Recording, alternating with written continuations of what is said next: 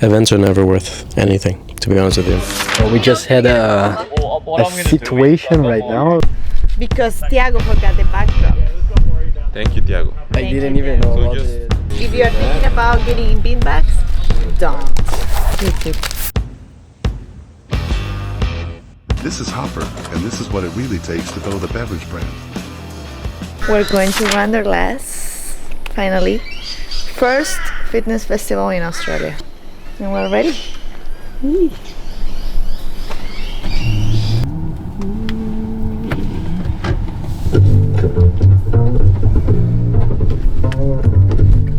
When you run a small business with limited money and are thinking about doing events, each one really feels like if they're really worth it.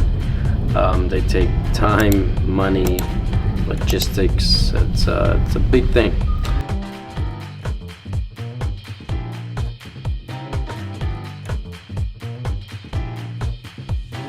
So the real question is, are events worth it for small brands like ours? So today I'm going to show you our experience at Runderlust up in Noosa. It won't be just like a travel blog or anything of that nature. I'll show you what's worth it, what isn't worth it, and hopefully you get something out of it in the sense like if you're starting a business, you'll think and be like, are events something that I want to do? Is it worth my time and effort? So hopefully you enjoy it.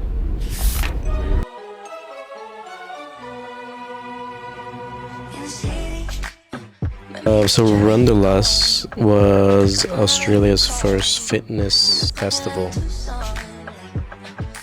Lots of non-alc brands and health and wellness brands participate in that. So I said this is a good opportunity for Hopper to be at a first-time festival with people who are like-minded from a health and wellness aspect, and where we can introduce the drink to a target audience. There was like a marathon, half marathon. Yeah, after the running events and all that, basically it was like a day to chill. They had some live music, like guitarists, singer-songwriters, DJ. And yeah, look, it's really cool to meet people who don't drink, who have never tried it, people who have tried it and came to say hello, and tried other flavors that they never tried before.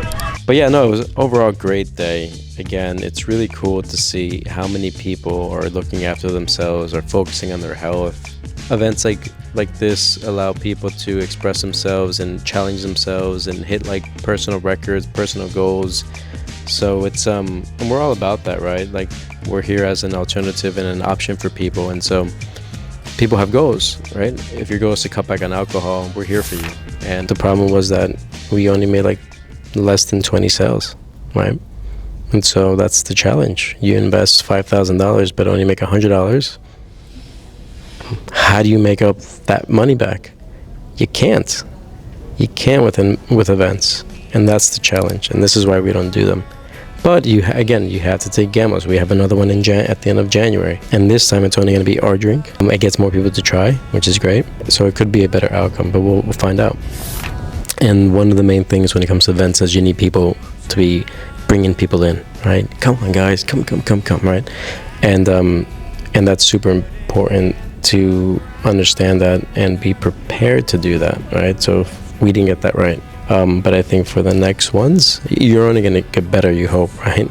But that's what you need. You need people that are energetic, that are going to get people in so they can try your product, and that gets more people to taste, which ultimately would lead to more conversions, right?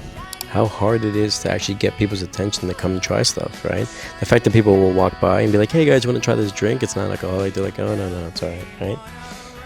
And it's like, how do you get 100, 200, 300 people to try your drink in an event? That's the challenge, and that's what people will underestimate, I think. My biggest advice for entrepreneurs who are looking at doing events is to really analyze the costs, right? Break that down into a spreadsheet from labor, time, transportation, everything, right? And if it comes down to, as an example, to $5,000, have a look at what you're selling, right? Especially if you're going to be selling, and be like, okay, how many units do I have to sell in order to regain that $5,000? If it's 1,000 units, think about it. Just simple math, right? It's like, are you really going to sell 1,000 units? Especially if no one knows who you are, right? Or if your product's unique.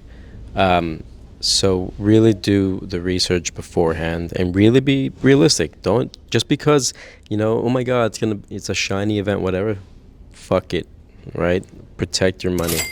And that's why we do Reconnect, right? Because we bring people here. We don't have to spend as much money. We have everything, right?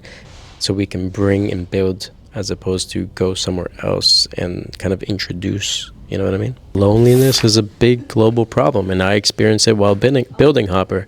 And so for me to introduce people that I would have never met ever, right? And having them have a conversation and either exchange numbers or just, have a good laugh was very important, and we succeeded in doing that.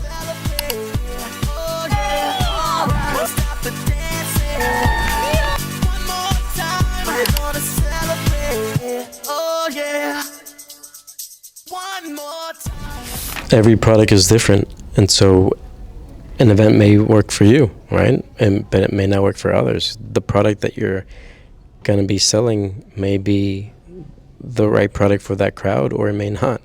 You have to determine that. We thought that our product was the right product for that crowd, and the cool thing was that people actually knew us. They had tried us before, they subscribed, whatever, which is great. But it was very few, like 5 people at max, right? So now when you have a new audience, right, does it make sense to be there? I feel like if you're a small brand, don't bother. Find other ways to get out there. Events are never worth anything, to be honest with you. From an ROI perspective, they don't make you money.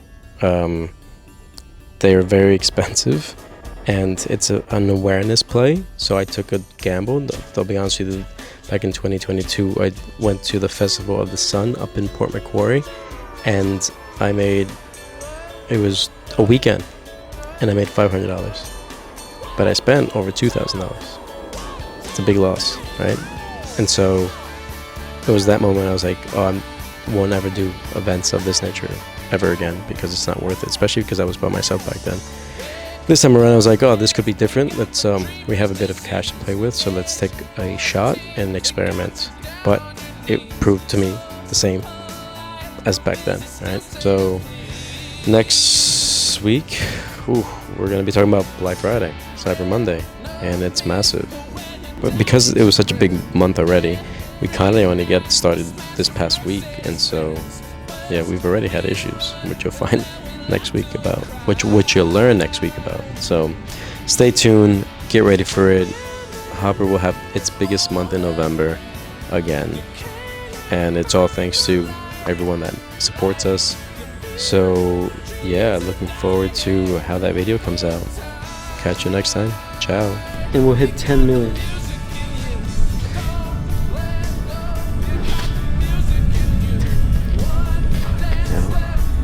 Fucking hell.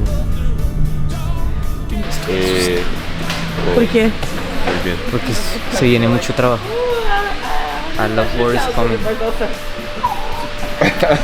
No hay nada que no podamos hacer.